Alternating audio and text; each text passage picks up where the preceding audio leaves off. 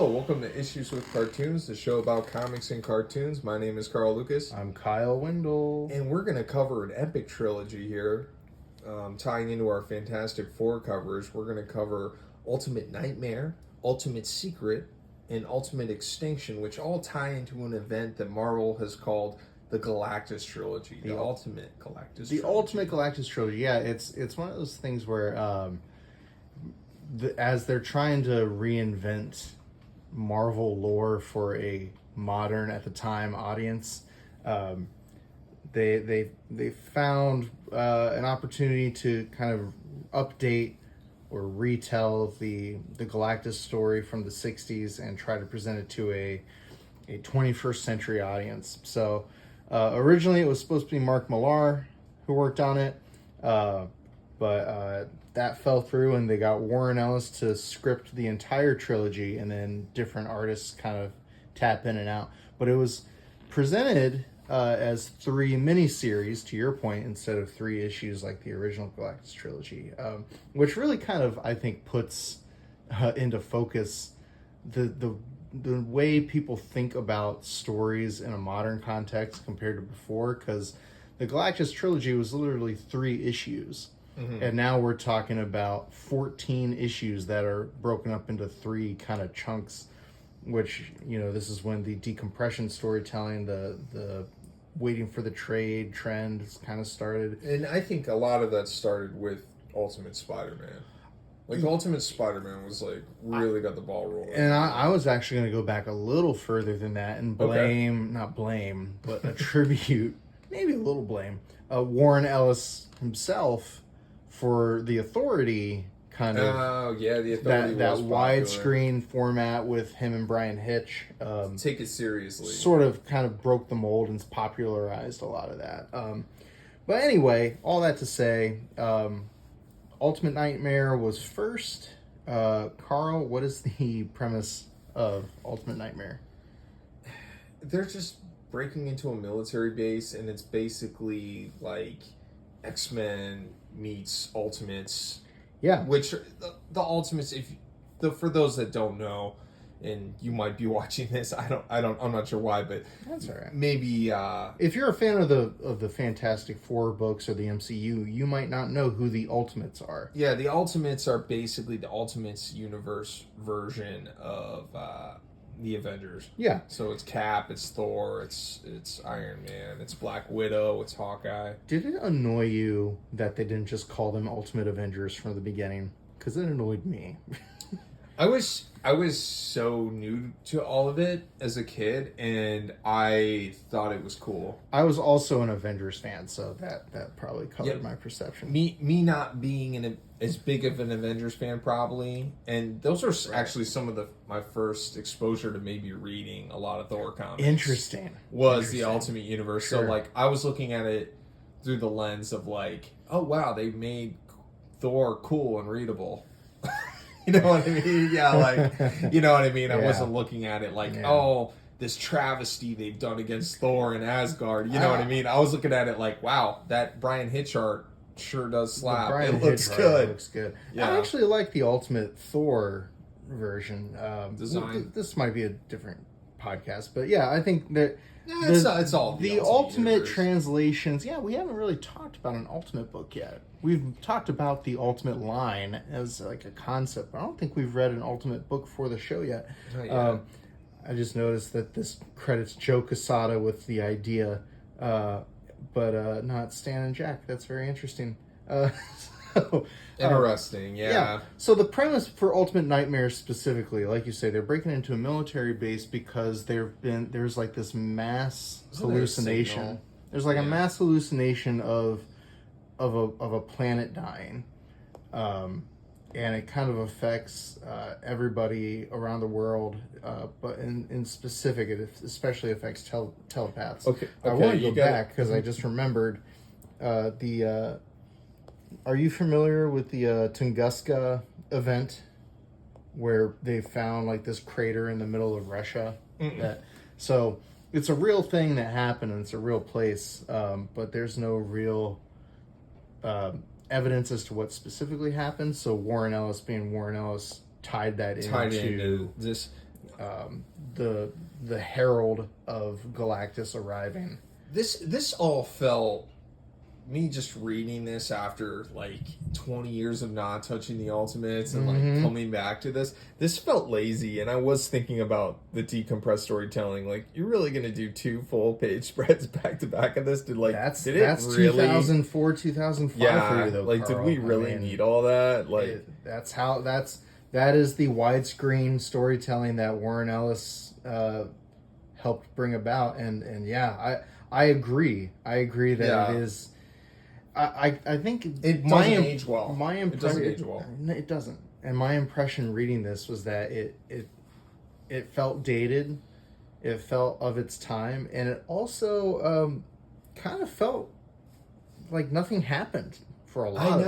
I know. Yeah, because especially coming off of a lot of 60s through 90s comics that we've been reading, like it's at a snail's pace. Yeah. And you are waiting for something significant to happen. And oftentimes reading this entire series, I was left wondering, like, what is the meaning? Like, where is this all going? And what does this have to do with Galactus? Because a lot of it doesn't have to do with Galactus. And especially the first part. Yeah, honestly, and we're not going to do what we normally do and go issue by issue, because there's 14 issues. And it's a lot of comics. It's a lot of comics, and not enough happens issue to issue. Like, this is so 2000s X-Men though. This is like straight out of the movie. That's like Charles Patrick with Stewart, Cerebro tracking the signal. This is definitely made for an audience that like at Just the time, X-Men at 2000. the time Marvel was chasing those movie fans, and I guess to an extent they still are. That hasn't really gone away, but they were really trying to be like grown-ups and taken seriously by the film industry. And so, the other notable thing I'll say... Samuel Jackson, Nick Fury. That's true. That's true. So, Trevor Hairsine, we should have mentioned, is the artist for Ultimate Nightmare, for most of Ultimate Nightmare. I think Steve Epting comes in for Is it bad I didn't look at the artist that much? Well, I mean... a lot of it reads... There was like an Ultimate House style that was trying to It just emulate like the Brian Hitch sort of look. It echoed like what Andy Kubert did. Yeah. And like on Ultimate X-Men and Mark Bagley, I think, was very much doing his own thing on Ultimate Spider-Man. No one was going to tell Mark Bagley what to do. Yeah, he was turning too many issues in at a time. Then one other notable thing about Ultimate Nightmare, I'll say, is that this introduces the updated Ultimate version of Falcon. And this is pretty much what the MCU used. Right, for Falcon. Yeah, I mean, they touched, like, he was like he worked for he worked for the VA in Winter Soldier, and was like had some kind of like background in community service and counseling and stuff, which is more of what he was in the 616 verse. But here he's a pilot, he's a tech genius, which is oddly something they didn't adapt from for the MCU, but he basically invents these wings, and that's how he kind of comes onto the scene to help with this mission. He uses them in a very Ultimate 2000s, really brutal way. The first thing he does with his wings is cuts a guy open with them. In the first action scene, that's like the very first thing he does.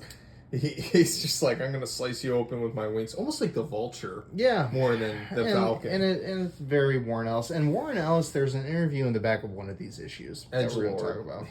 Yeah, and Warren Ellis has not made it a secret that he does not care for superhero comics. Oh, really? He's very good at, like, presenting superheroes in, like, interesting contexts and things like going back and reinventing them. Yeah, and like Next Wave is one of the best books from the early 2000s. And it's like a satire on superhero comics. But like, I think this reads as someone who just wouldn't care to be adherent to anything Stan Lee and Jack Kirby did. And this, just as a design, real quick, like, Falcon's one of my favorite characters. I love the Falcon. Yeah, you're a big Cap guy. We should say Captain America. Kyle's probably the biggest Captain America fan I know. Yeah, like, easily. I am a big Captain America fan, and this just visually while it looks like the compositions are cool and the art is great, I'm not knocking the art. Like, that's beautiful. No, the art's great. It's a real smooth read, actually. The design of Falcon is boring. And I think that's my big problem with the Ultimates. Guy with metal wings. And they're trying to be so grown up and serious that they lose the pop of it. And I had this thought, and maybe we should save it for the end, but since I thought of it now, I'll just say it. Okay. We talk about how the MCU borrows a lot from the Ultimate line. Mm-hmm. But I think if you look at kind of the tone and the... let's say the way they want to be perceived by audiences, I think the Ultimate line has more in common with the DCEU than the MCU. And here's my argument. My argument is the DCEU to me reads a lot like they're comic book movies that are trying to be taken seriously by movie-going audiences, and so they hide away some of the more comic booky elements. Yeah. They mute the color palette. They have darker stories. They have, like, you know, really serious characterizations and things. And I feel like that's the Ultimate line, just strips away all of the pop art of this.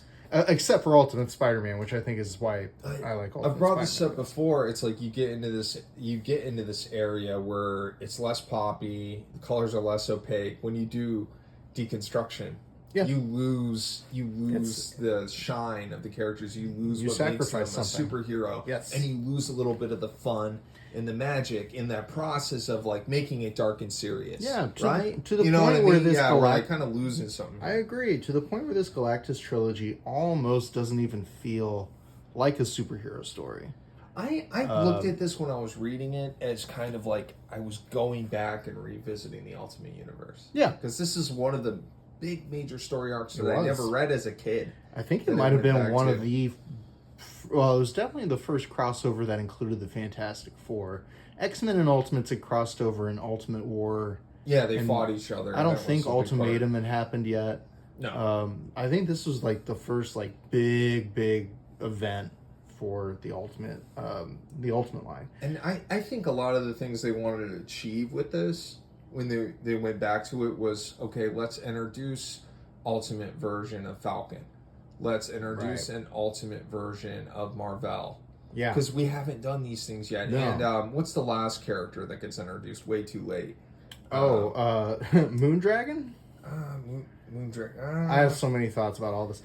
Yeah, I thought some of the characters they introduced in the last volume. Oh, Vision? Are you thinking about Vision? Because we get... Oh, Misty Knight. Misty Knight. When they introduced Misty Knight, I was like, we need to be wrapping the story up. It's a little late to be introducing new characters, like in this story. You know what I mean? Like, well, and that felt, I don't know. Well, there were like all kinds of things where that they were going. Felt tacked on. Like, so, like the whole thing about Ultimate Nightmare is like when they go to this military base and they stumble upon these mutates, like these kind of experiments. Oh, I forgot about this. And I spent so much time trying to figure out, like, is this supposed to be somebody?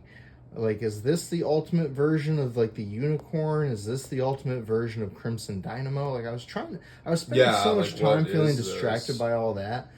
Like, is that Ultimate Juggernaut or Radioactive Man? It looks like Juggernaut. It does. And I got so hung up on that I was kind of distracted by it, honestly. But they kind of tacked on these characters, and I'm scrolling ahead because I want to get to the part where you find out who started the invasion. Oh, the Red Guardian is a great example of how they just were gross for the sake of being gross. Yeah, the Red Guardian stuff to me felt tacked on. Like I just didn't. It just felt like it was there for shock value and to give Captain America something to do. I was surprised by how much going into this. I knew it was Ultimate Galactus, but it's really an X-Men story. Oh yeah, it's an X-Men story, like front to back, which is crazy because with little Fantastic Four, Ultimate Fantastic Four just started, and I feel like this was a great opportunity to make them the showcase from beginning to end. But really, Ultimate Nightmare is definitely an X-Men story. Ultimate's Secret is more of a Ultimate's story, and then Ultimate Extinction, you finally get them all together, but even then it's still like Professor Xavier's like the main solution to the problem and everything. Yeah, that's what I mean. It felt like an X-Men story. Reading this, the big moments for me were all the scenes with Jean Grey. Yeah. I thought were really cool. Like where Jean, I think there's a part where Jean floats up in the air and she moves the door. It's interesting to me because this version of Jean Grey is a much younger version of the character than we're used to in 616. So, I don't know. All the Jean Grey moments I really liked. Well, in the Ultimate Jean Grey, her Phoenix Force is just an outgrowth of her mutant power. It's not like a cosmic story or anything like that, if I'm remembering right? Like they do some stuff later where, of course, Mark Millar, I think it's X-Men, Ultimate X-Men 25. They have like the Hellfire are trying to conjure it, and it's almost like a demon or something. Oh, so they make it like a culty sort of. Yeah, like and they're like thing. a cult. They're trying to call out the Phoenix down to her. And then later they do another retcon where they explain it as something else and make it closer to 616. It's so interesting how they just kind of feed into each other. So this is perhaps one of the bigger deviations of the Galactus saga. I bet you didn't like this. I didn't like this. I didn't like this. So why didn't you like this? So this is the Vision. Believe it or not, the way that this story positions things, whereas before the Watcher is the one who creates the mass illusions to obscure the Earth from the Silver Surfer in the original trilogy.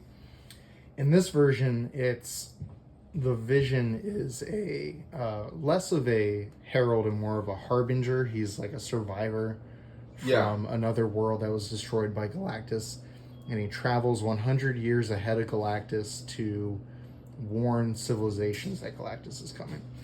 So that's the whole conceit. So instead of using a Watcher, they use Vision, and it's really just Vision in name only. I mean, he's a robot. He's a robot made in this underground lab, and he warns them of Galactus. Yeah. Basically, he's like, Galactus is coming. So they do this weird, like, body torture stuff where, like, the Russians have been, after the Tunguska event, which was caused by Vision crashing onto Earth, they basically farm out pieces of his body to attach to different people and create super soldiers to, like, Red Guardian. Yeah. So is Red Guardian a product of Vision? Yeah, and so is like the unicorn character, or the guy we wonder if he's Juggernaut or whatever. Like, so it's all pieces that they picked off of Vision in this really kind of gross. And I think a lot of this too is they're adapting all these characters into Ultimate that they just never got to yet, and they shoehorned them all into the storyline. And that's how this... It felt like ultimatizing characters for the sake of doing it. And I don't know, it's not like the Ultimate version of Scarlet Witch would ever get with a version of Ultimate Vision. Right. And that relationship is one of the main reasons I like the Vision. But I just added to the list of missed opportunities I think the Ultimate line had. So ultimately, there's a fight. Pun intended. Yes, indeed. And the Ultimates and the X-Men fight over this. And it's this a fun Vision body. fight scene. Like, oh no, it's a good fight. I don't know. I've read worse stuff than this. No, I have to. Is my whole thing. Like, I could sit here and dog on it. Like, oh well. I think I think what I dog on is that it just takes itself so seriously. Oh, it does, and I just knew that going in. I read this whole thing, and I didn't love it now, but I know that 15-year-old Carl would have thought it was cool. And who was this made for? This was made for 15-year-olds. Yeah, this is totally for 15-year-olds. This is 15-year-olds who are too cool for poppy, campy, regular superhero comics. Yeah. What do you think of this? Oh, the spelling! I thought that was funny. It felt like war. It felt like war. My whole thing with that is why did we need to do that? Why couldn't we just call him Galactus? Why? Right. Is that change less the name. silly? Is this less silly? I think that's more silly. I think it's more silly. Yeah, I think it's more silly. I think we digressed a little So, bit. you know, again, your mileage can vary. That's fine. I apologize to anyone who loved this and who wishes I liked it more. But I did find I was having a hard time finding the point. So the whole 5 issues we just read, or we just looked at, was just to show you the vision. We don't even tell get you the that Galactus is coming. We still are, yeah. We just get the name drop. And we didn't even meet Vision until the 5th issue, and we didn't hear Galactus's name until the 5th issue. It's near the end of the book. It's so totally an X-Men Ultimate story. Yeah, it's not. It's you're not. right. If you're going into it expecting Fantastic Four, you are going to be disappointed. And I wonder. I actually even wonder, Carl, and I don't know if you'll remember because I certainly don't. I'm trying to remember if this was marketed as the Ultimate Galactus Trilogy, or if it was just come read Ultimate Nightmare. The last issue is going to blow your mind, and so then the last issue is when you realize that it's building to Galactus. Like, I can totally see that being the case. I think that was this cover came out. It reminded me of Star Trek, and sure, Drew Struzan a little bit, like with the faces and stuff. Morales. I like this actually. As far as Ultimate revamps go of a character, great. That Marvel costume I've is always great. loved this, and this is what they use in the Avengers Earth's Mightiest Heroes show. Oh, really? This is the same design. If you remember from the 459, the Kree Century episode when Marvel shows up. This is the same design they use. A lot of the same characterizations. A lot of the same kind of speak that they use. This is Philip Lawson, who ends up becoming. I thought all this was fine. Actually, of the 3 miniseries, Ultimate Secret was my favorite. Okay. And I'm a big Captain Marvel fan. Like, I love Marvel. I love Genisfell. I love Carol Danvers. I could say that too because the ending is a bit underwhelming. Yeah. I felt like the ending was underwhelming, and this introduction to Marvel is fine. Yeah. And again, though, we get through a whole... How many pages are we? We are 13... We're more than halfway through this first issue, and then we finally get... This is very cool. And this is Steve McNiven did the art. The transformation. And then we get the transformation. Okay. I remember reading this when it came out, and I just thought this was a cool redesign. For sure, yeah, and that was my takeaway from this whole thing. I'm like, well, the story's not great, but we do get this cool Ultimate. I really like Ultimate Marvel. I do. Yeah. So that I'll give that as a positive addition. I thought it was interesting the take on the Kree as being non-humanoid. The robots, and that, and even the regular Kree who aren't robots. Like, he went through a lot of reconstructive surgery just to look like a person. So that was an interesting take. But the whole point of Ultimate Secret, I guess, is just that they're preparing for the coming of Galactus, and the Kree are trying to stop them from stopping Galactus because they are trying to observe Galactus's process for destroying planets. So, I mean, that's the base of the plot, but they took 4 issues to tell you that plot. Can we talk about the big elephant in the room about the ending?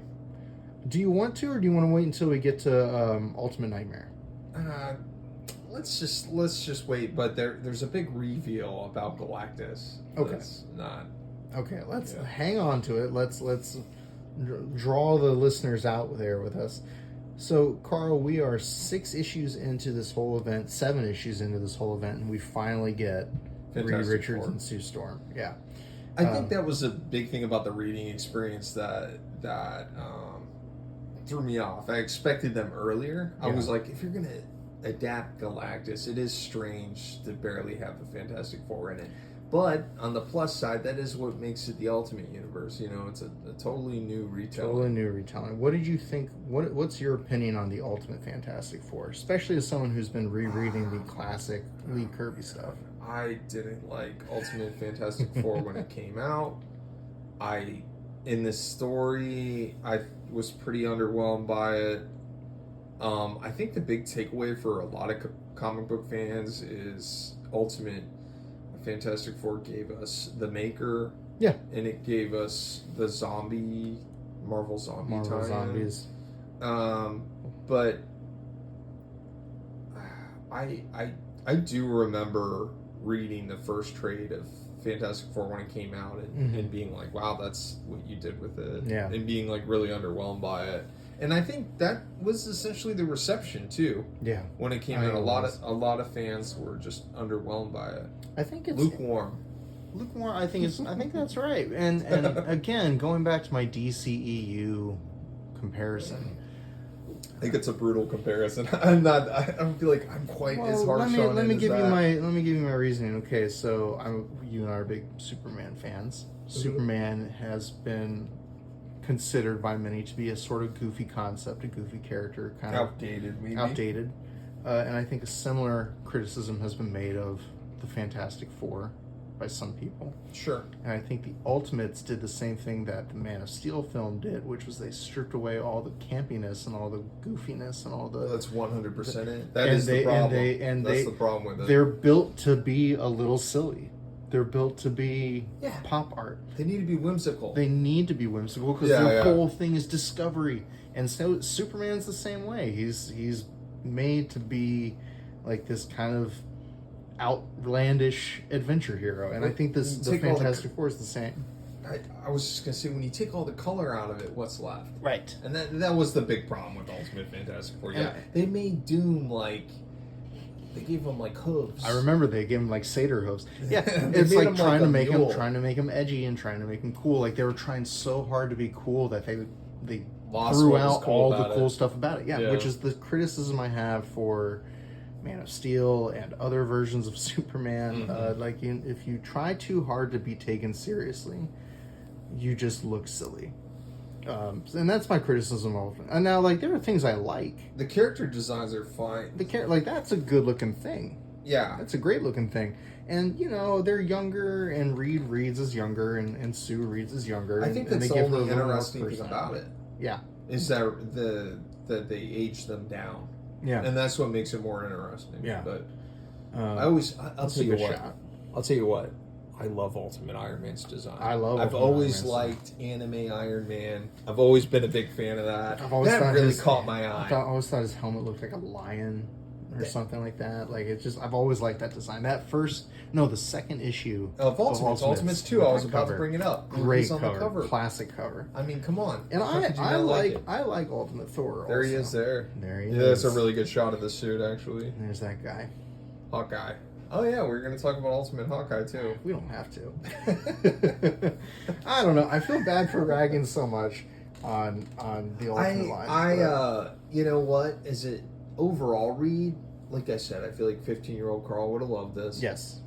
Me at 35, a little less impressed, but I don't hate it either. It was fine as a read. There's stuff about it I do like. Yeah. And a lot of it centers around Marvel. A lot of it centers around. I mean, the fact that Thor keeps trying to get Ben and Johnny drunk is very funny to me. That is funny. And I think there was a few too many jokes about that, where all the alcohol jokes rubbed me the wrong way. Sure. Especially just reading some of the Stanley Jack Kirby stuff, and there's like all these jokes about alcohol, and I'm like, and every time it happened, I was just like, it's Warren Ellis trying to be edgy. Trying to appeal to college kids and teenagers. Yeah. That's exactly what it is. I didn't care for it. Here's the big Hawkeye scene. This is where we get Hawkeye talking a little bit, and he says he doesn't like superheroes. Boring. He's boring, Carl. Yeah, he doesn't like superheroes. This is Warren Ellis. Warren Ellis is talking through Hawkeye. He hates superheroes. Boring burger. Clint Barton is so flavorless. He's a circus act. He's got all of his like complexes, like his inferiority. We talk about this on the Avengers covers that we do.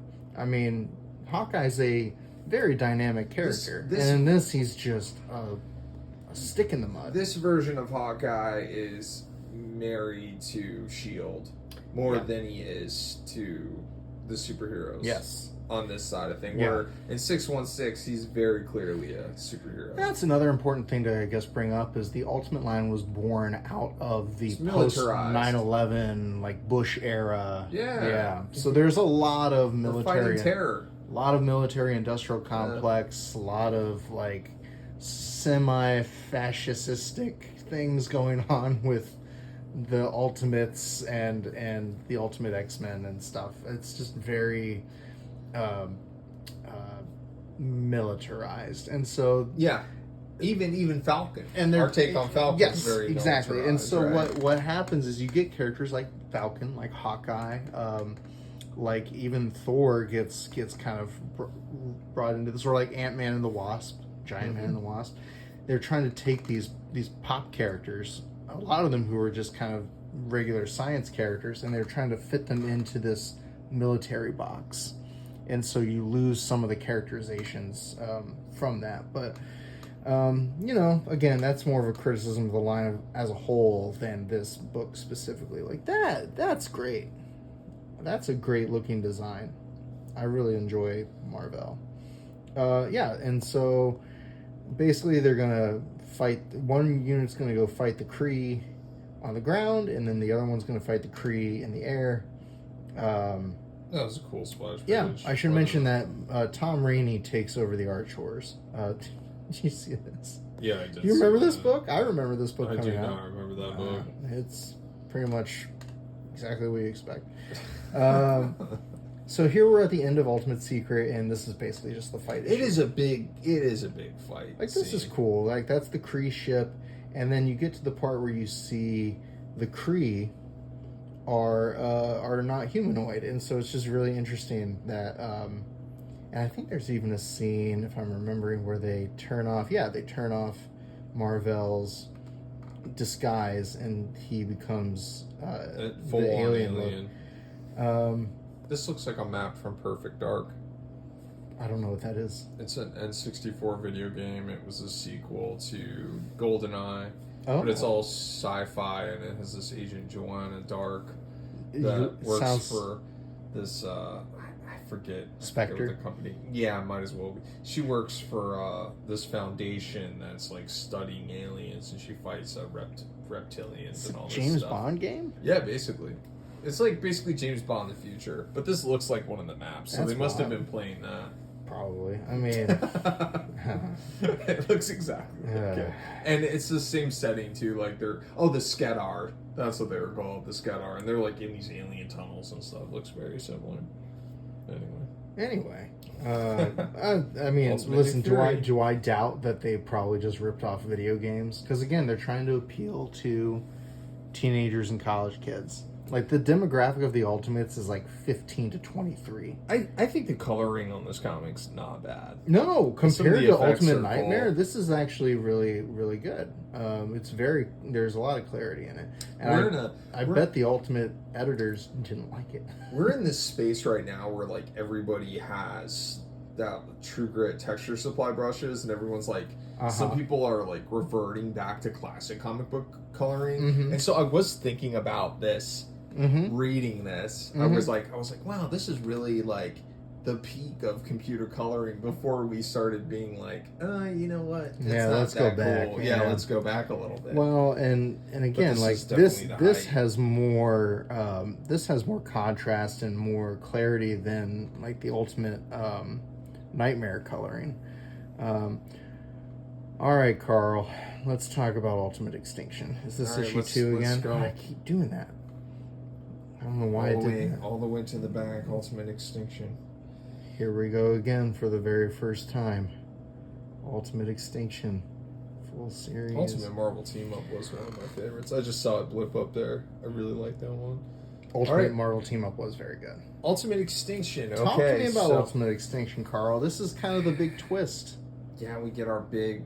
I mean... Who's Galactus? This image right here is kind of implying Galactus. Uh-huh. We don't even see Galactus, really, in this story. And that's the big thing I want to talk about. We do, but Galactus is not a person. It's not a singular person. It's a bunch of robots, and there's multiple... a bunch of drones. There's multiple Silver Surfers, too. So they fight, like, all these, like... Instead of Silver Surfer just being a character, they're like drones that get sent out. I have a whole thing about this. Which I have really mixed feelings about. I thought, what a waste of a character. Waste of a character. Turning Silver Surfer into that. You could have had one of the coolest characters in Marvel's library. In canon. And they totally flub it. I don't know. I didn't understand that choice at all. I'm like, you're going to spend all this time revamping Marvel, but you're not going to give Silver Surfer a cool revamp? Silver Surfer should have been as cooler than Marvel. And, like, you use the Vision as, like, this harbinger of doom. Mm-hmm. I don't know. There's a lot to talk about. Let's just start by saying... There's no physical Galactus, which I was so underwhelmed by. Correct. I'm like, you just spent 2 miniseries building up a swarm to this one, and the reveal is that he's a robot. And like, did you ever get out of here? Did you ever read? Get out of here. It's just bad. Did you ever read Warren Ellis's Authority? No, I know of it. So I think the second story arc. I'll skip over that, but yeah, I know of it. So the second story arc, we're going to talk about Mark Millar. Yeah. So we're not going to talk about Mark Millar. The second story arc in the Authority by Warren Ellis and Brian Hitch had this kind of like, I don't know how else to describe it other than like this black gooey alien kind of Cthulhu sort of thing. Okay. Invading Earth. And it was like, so it was a similar thing where it was like this alien invasion that was actually like a bunch of like, it was like a hive mind kind of thing. So that's what this kind of felt like well-trodden ground by Warren Ellis already. I didn't make that connection. But I think the oddest thing to me... I thought it was just a strange choice, man. Like, a lot of bad choices, I feel like, throughout this. This is something you mentioned. Yeah, I wanted to talk about this because... I thought there was like a problem with the app at this point, because I was like, wait, why are we doing like a detective story now? Yeah, I liked this. I did. I liked introducing Misty Knight, right? I love Misty Knight, but it's jarring. I think just too late in the story. Yeah. Like, we've already developed this whole story. Why too late to be introducing new characters? You know what I mean? Like, everyone should be established by now. We should be moving to the end of the story. Yeah, I agree. Is this one of the surfers? This is the first Silver Surfer we meet. He's not even a Silver Surfer. He's a Silver Angel. And cool visual, cool designs. I just think it ended up going nowhere. Yeah, it's just kind of... And it got confusing because then you have Heather Douglas, who's Moondragon. They have the ultimate version of Moondragon, who's trying to kill the Silver Surfer, but later you find out she's working for Galactus. Yeah. I lost crazy. I lost the plot a little bit here, and I think they did too. So I don't know. They're trying to devise a plan. Oh, this is the speech, by the way, that is used in the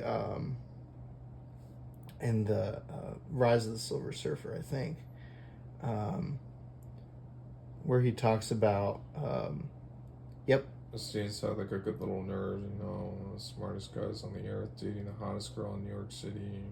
You're the old jock who played lots of ball at school. And he's standing right in front of me asking me for my help. This is used in Rise of the Silver Surfer when he's talking to Andre Braugher's character, which we'll talk about Rise of the Silver Surfer next episode. Yeah, but here's Galactus, Carl. Yeah, I was really underwhelmed by that. I wonder what Jack Kirby would think. If he would even care. But like this is such a departure. And I can't even see Jack Kirby reading this. No. Can you imagine Jack Kirby reading this? What he would say? Oh, I don't know. He's not getting paid for this. That's true. What? But I always liked Moondragon, and they just they didn't do anything interesting with her. Yeah. So I don't even know. Then it becomes an X-Men story. It does. Xavier's kind of stepping in. They build a machine, right? That helps to. Yeah, there's a machine that's going to break up the hive mind and basically destroy Galactus. But I thought that was cool though, because it's kind of an offshoot of Cerebro. Then sure, you're making this device that Charles can use. As an X-Men fan, I liked it, but as a Marvel fan, I don't think I was that stoked about it. I mean, I guess it is it any different than like the Ultimate Nullifier being this kind of plot device to get rid of Galactus? Maybe not, but it certainly wasn't as it cool. just seemed so convoluted, and it seemed boring. I think that's my biggest criticism of this trilogy is we talked about the original trilogy and how exciting it was and how mind-blowing it was and how like they were so inventive with some of the cosmic stuff that they were doing and how groundbreaking it was, and this is just kind of bland. You have the Ultimate Nullifier and there's like a quest, right? You know, that Johnny goes on to get it, and like this, it feels muddy. Like all this is like muddy. Yeah. Like, so basically, the Silver Surfer is like a servant of Galactus who tries to create cults that quell the human population to accept Galactus as kind of their savior and to just not fight back. Is like the whole it's conceit. Ridiculous. And it's very strange. It's very late in the story. If you're gonna do love that, the rendering on this though. Like that's a cool looking Silver Surfer, and I just wish he had something more interesting to say and do. If you were gonna do that, you should have planted the seeds of that with Vision. I agree. When the signal went out, it came out of nowhere. This all feels very, I don't know, tied together with like some shoestring. You know what I mean? Yeah. Like this is the bare minimum of writing. This is that interview I was talking about where I didn't read this. I skipped over it. Yeah, he says, any good bits in here? I'm totally the wrong person to ask that question because they're asking about does playing around with the ultimate character satisfy someone need to shake things up and make some noise, but at the same time deal with an already established canon? This is where he talks about Mark Millar was originally supposed to do Ultimate Nightmare. There's a part where he says the Lee Kirby stuff worked because of its context. They really needed to sell that weird, slightly campy stuff. This world-eating entity as a big bloke in a t-shirt and shorts with a big G on his belt. It's part of the over-the-top approach to Fantastic Four. Very little of that stuff will play in a more grounded context of the Ultimates approach. I really can't balance it and have to stay true to the approach I'm hired to work in.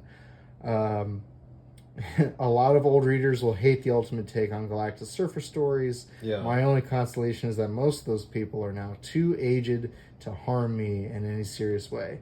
Basically saying if you like the old stuff, you're an old fogey, and you should like my stuff if you're young and hip, is the subtext. He's just not. He's coming at this as a writer, and if you read any of his stuff, like if you read Planetary, if you read Transmetropolitan,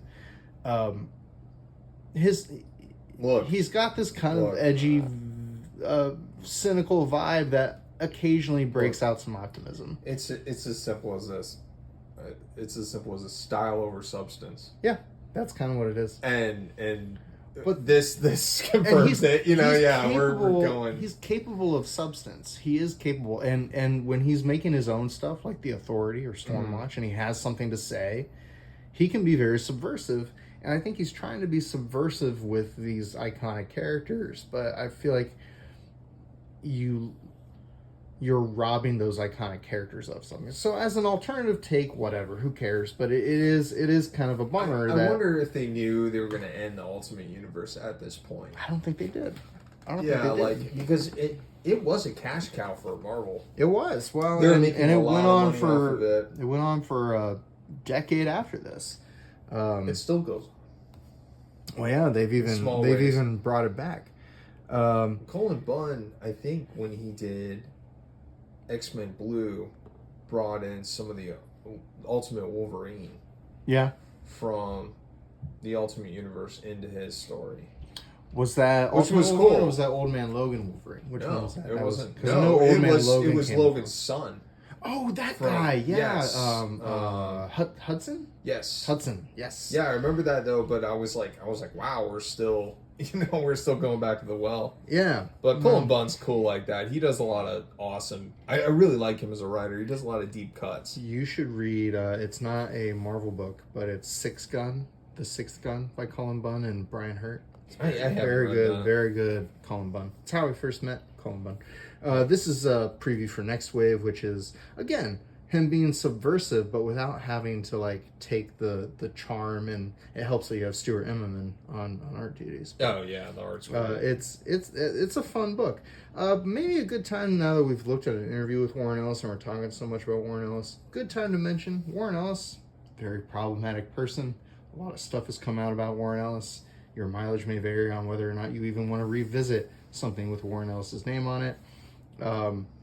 Yeah, I remember all that controversy happening. You know what? I just you have to separate. Consider it. Yeah, I kind of separate.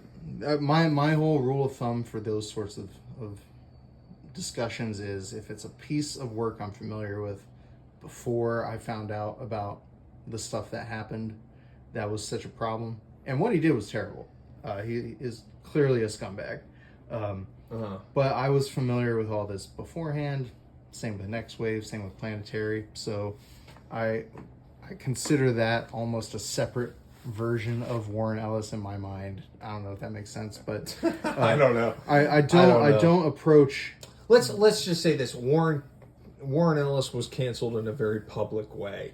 Yeah, and kind of shamed out of the industry, right? Does he still work? I mean, well, yeah, he does, which is the whole problem. Okay. Canceling is a fallacy, but he deserved everything he got. Everything that happened to him, he deserved, because he made some very bad choices. Yeah. But I guess my point is, like, when I approach a work that I have already read by someone who has been canceled, I try to separate the art from the artist from stuff that I already have experience with, because I have different things that I'm bringing to the table. This is a great point about Falcon here. Okay, he's ultimate. We haven't seen Falcon in a while, but when he shows up, he's got 2 automatic machine guns and he's flying into battle with them and shooting stuff up. He's a militarized Falcon. Yeah, which is crazy because he was like a social worker in 616. Like, what a departure. And again, trying to fit that square peg into that round hole, like trying to make him make sense in the context of the Ultimate Universe. Yeah. Anything else you want to say about this? Not really. Here's the share we were talking about, though, that they build for Xavier. Yeah. And Xavier's really the one that takes Galactus out here. This is classic X-Men stuff here. Yeah, and again, like, you're right. I really like Jean in this. I always like Jean. She played a big role in the story, which I thought was fun. I like Marvel. I like Iron Man. I mean, Here's that's a very here. cool-looking Silver Surfer, and it's again... And he's, like, emerges from his board, I think. Doesn't he? Like, Yeah. He, like, goes into his board and, like, comes out of it, which I thought was kind of cool. Yeah, and it's something they kind of do in the Rise of the Silver Surfer film. A bit, yeah, when he's, like, stepping on This is something where, like, they did a backup feature where the Vision that we met in Ultimate Nightmare reconstitutes himself as a female synthezoid robot character. And if you didn't read that backup, she kind of comes out of nowhere. I hated this. That was gross. I hated, like, Silver Surfer having multiple mouths. Yeah. Like, not a fan. Very strange. Again, a lot of body horror throughout this whole thing. Yeah, actually. and Warren Ellis is a fan of H.P. Lovecraft, and a lot of this does read as like a Lovecraftian version of Galactus, which maybe would see that. Which, if they had done like a Cthulhu monster Galactus instead of whatever this is, I think I would have been more on board. Liked it more. Because that's what Ultimate Nightmare is, like an H.P. Lovecraft story. I guess we should say that. Where it's all about like existential dread and like fearing the ancient gods and things like that. I like the color palette on this. Yeah. Like all these opaque colors. Yeah, man, I do too. Characters and stuff. This part with Reed. This was kind of cool where they built the giant antenna and it's kind of shaped like Galactus's helmet or something. I don't know what. Yeah, interesting. I don't know. And this is where the clones of Heather Douglas show up, and it just doesn't make any sense. It doesn't make any sense. That stuff's insane. Yeah, I'm trying to follow the happens. thread, and I can't. So someone feel free to explain it to me, but I can't follow it. The X-Men show up. Yeah, and again, I keep forgetting to mention the artist is Brandon Peterson on these. And I think Brandon Peterson's art is great in this, and I like the brighter color palette for this miniseries, and it's a lot. So, overall thoughts on Galactus Trilogy here as we kind of wrap up here. This is them destroying Galactus. Yeah, they win. Superheroes in a nutshell. They beat the bad guy. They beat the bad guy. Yeah, what's your overall, maybe rated out of 10, what's your overall? 4. Really? Give it a 4. I would give it 6 out of 10. 6 out of 10? 6 I out don't of think 10. I would read this again if I wasn't doing a podcast about it. I would read Ultimate Secret again. I'll give Ultimate Secret a 6.5. Okay. As a whole, taking on a whole, yeah, I think the whole event is a 4. I think if I look at it through the lens of this is an Ultimate X-Men team up, it's a 6 out of 10. But if I look at this as a Fantastic Four fan, that wants to go back and revisit Galactus in a new light, you don't get that here. And they kind of lead you on about it, and 4 out of 10. And in that context, well, that's 15-year-old Carl, 7 out of 10. Oh, 15-year-old Kyle would call this, like a 7 or 8. I'm sure my mind was blown, and that's, I'm sure that is true, and it's interesting because I am less of an X-Men fan than you, so it makes sense then that you would rate it higher than me, because this is more of an X-Men event. It is. It's like an X-Men story. Yeah, Cyclops is featured prominently on the cover of Ultimate Extinction. I should bring up that I read all the Mark Millar stuff as it came out, and I was 10. Yeah. So, of course, I like this. I read a lot of it. I read, I was a big Mark Millar fan in the early 2000s, like with Civil War and Kick-Ass. Kick-Ass. I loved Kick-Ass. But I loved Ultimates when it came out. I loved Ultimate X-Men when it came out. I think if I were to reread that stuff, I would have similar problems that I had with this. But maybe that's something we can visit someday, and I can be a little more forgiving and less of a curmudgeon about it. I'm not in a huge rush to ever reread Ultimate Fantastic Four. No, I'll just say that. I'm not in a huge rush. Kyle, anything you want to plug? Sure. Kofi.com/kylewindle. You can find my minis and zines, Cornelius Armstrong, Thunderduck, Mad Science Rejects, and you can commission me there as well. Carl, what about you? www.carllucasdraws.com. I have a small web store there. I'm hoping to update it at some point. There's digital versions of my comics if you want to check them out there too, and that's about it. I would like to do like a whole overhaul of my store sometime. I've been wanting to. I've just been caught up. Yeah, I know. Been caught up. I need to make more books before I start worrying about my store. So, anyway, Issues with Cartoons is on social media. We're on Bluesky, Instagram, TikTok. We're on Threads. I'll post about it on Threads. But please follow us on Spotify and rate and review us, and leave a comment.